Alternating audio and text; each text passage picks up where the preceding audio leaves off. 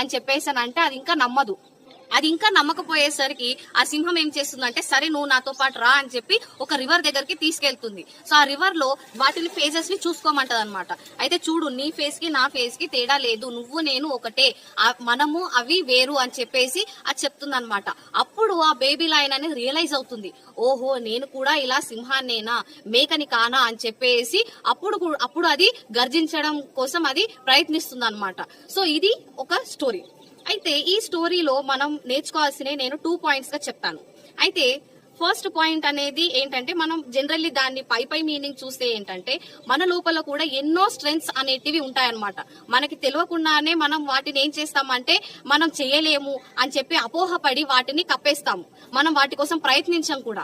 అయితే అలా ప్రయత్నించకపోగా మన స్ట్రెంగ్త్ మనమే రియలైజ్ కాక మనం అనేది ఎన్నో ప్రాబ్లమ్స్ ని ఎదుర్కొంటూ ఉంటాం అనమాట. సో అలా కాకుండా ఫస్ట్ మనని మనం నమ్మి మనం ఏంటో మనం తెలుసుకోవాలి.